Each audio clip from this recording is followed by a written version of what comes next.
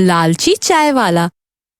पुर शहर के स्टेशन के बाहर एक चाय वाला चाय की टपरी पर चाय बेचा करता था। उसके यहाँ की चाय पूरी शहर में बहुत प्रसिद्ध था।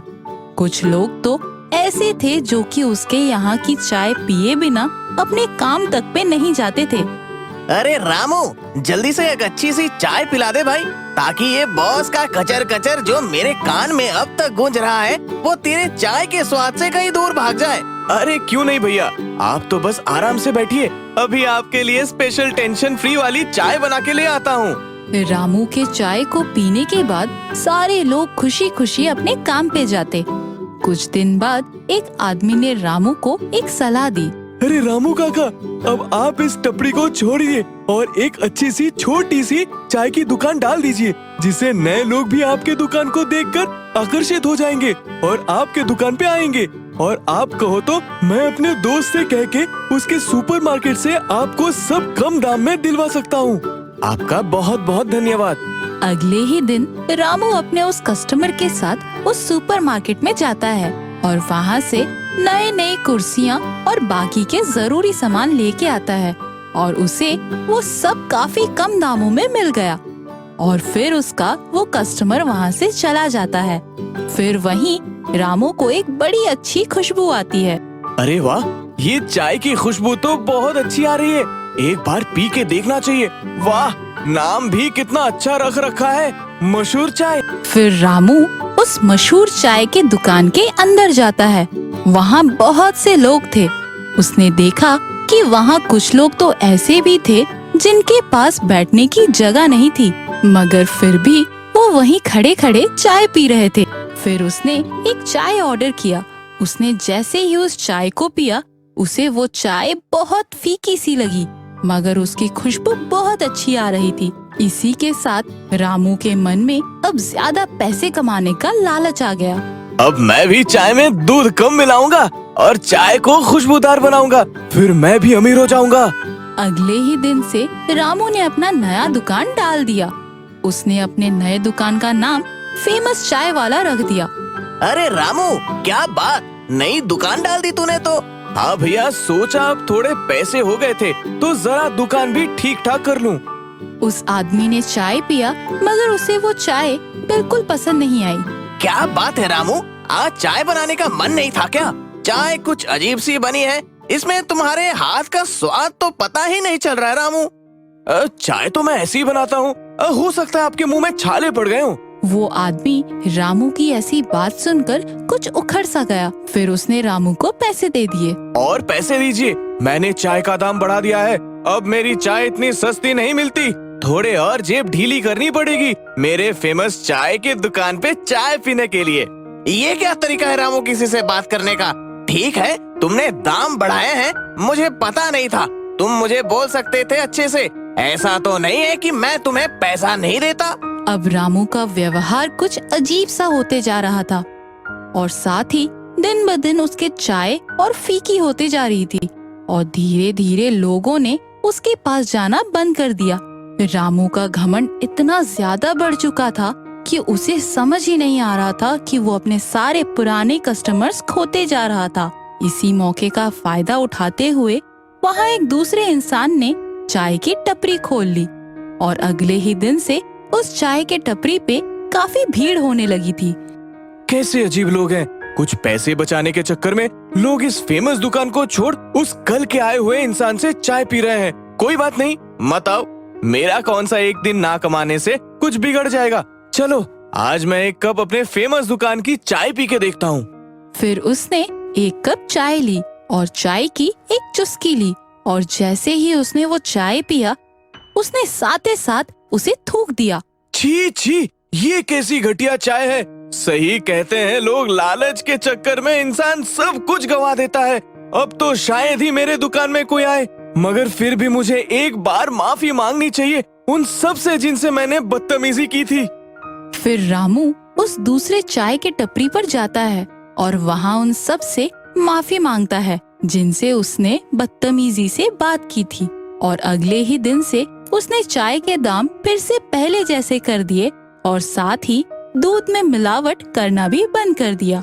और उसी के साथ सारे लोग वापस उसकी दुकान पर आने लगे।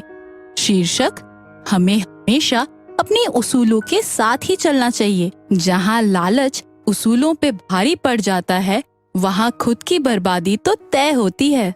ये कहानी रामलाल नामक एक आदमी की है, जिसके पास एक उड़न खटोला रिक्शा था, जिसे वो हवा में भी तेज चलाया करता था और उससे लोग काफी परेशान रहने लगे थे।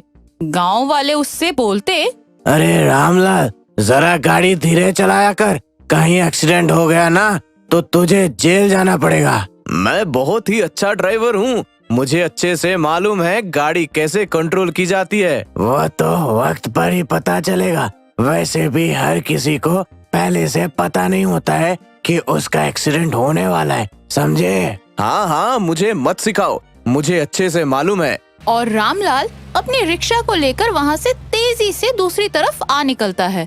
रामलाल रास्ते में लोगों के सामने जोर जोर की आवाज लगाने लगता है, उड़ने वाले रिक्शा में बैठो, जल्दी से तुरंत घर पहुंच जाओगे, जल्दी जल्दी बैठो उड़ने वाले रिक्शा में। ये सुनकर एक आता हुआ परिवार में से एक बच्चा बोलता है, पापा पापा, चलो ना उड़ने वाले रिक्शा में बैठेंगे। ठीक है बेटा, अभी चलते हैं।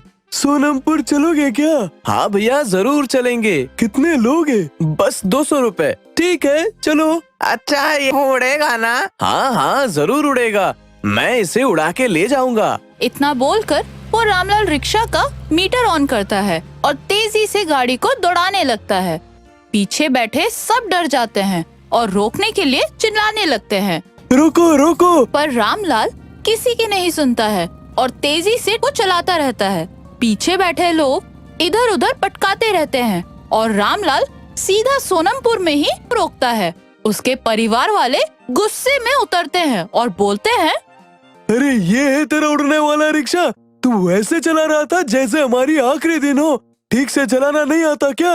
अरे आपने ही तो बोला था उड़ने वाला रिक्शा में बैठना है, तो यही है उड़ने वाला। अब पैसे दो और निकलो। ये लो 200 रुपए, अब तुम्हारे रिक्शा में हमें कभी नहीं बैठना है। रामलाल फिर से अपने रिक्शा लेता है और तेजी से चलाता हुआ वापस मार्केट आता है और वहाँ भी बड़ी तेजी के साथ गाड़ी रोकता है।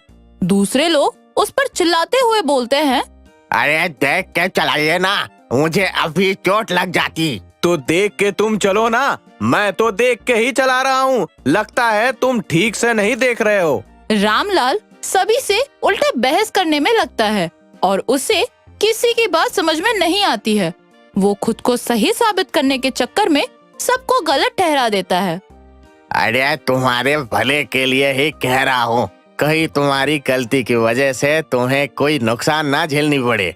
हाँ हाँ ठीक है, मुझे मत सिखाओ, सामने से हटो, मेरे ग्राहक आ रहे हैं। रामलाल तेजी से अनाउंसमेंट करने लगता है, उड़ने वाली रिक्शा में बैठो और जल्दी से घर पहुंच जाओ। आओ आओ, जल्दी आओ, नहीं तो दूसरा बैठ जाएगा।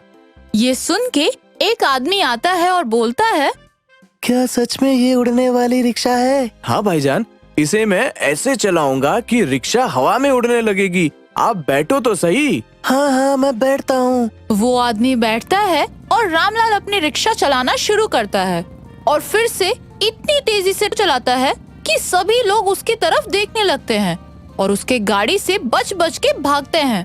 अंदर बैठा आदमी डरा हुआ चिल्लाता रहता है, बचाओ बचाओ, गाड़ी रोको, मुझे उतारो यहाँ। अब तो ये गाड़ी सीधा पहुंचकर ही रुकेगी। और रामलाल गाड़ी तेजी से चलाता रहता है। तभी एक बच्चा सामने आ जाता है और रिक्शा का ब्रेक नहीं मार पाता और उस बच्चे को ठोक देता है। जब रामलाल बाहर आता है तो देखता है कि ये उसी का बेटा बंटी है और जख्मी हुआ होता है। रामलाल ये देखकर रोने लगता है, हे भगवान, ये क्या कर दिया मैंने? अपने बेटे को ठोक दिया मैंने, ये क्या कर दिया? और रामलाल रोता हुआ उस गाड़ी से बेटे को हॉस्पिटल लेके जाता है और इलाज कराता है। बेचारा रामलाल अपने कारनामे में खूब पछताता है और दोबारा रिक्शा को हवा में उड़ा के नहीं चलाता है और तब से रामलाल गाड़ी धीरे चलाना लगता है। संदेश: हमेशा अपनी गाड़ी धीरे चलाइए। तेज रफ्तार से किसी की जान जा सकती है या खुद खुद की भी जान जा सकती है। गाड़ी को कम से कम स्पीड में ही चलाइए।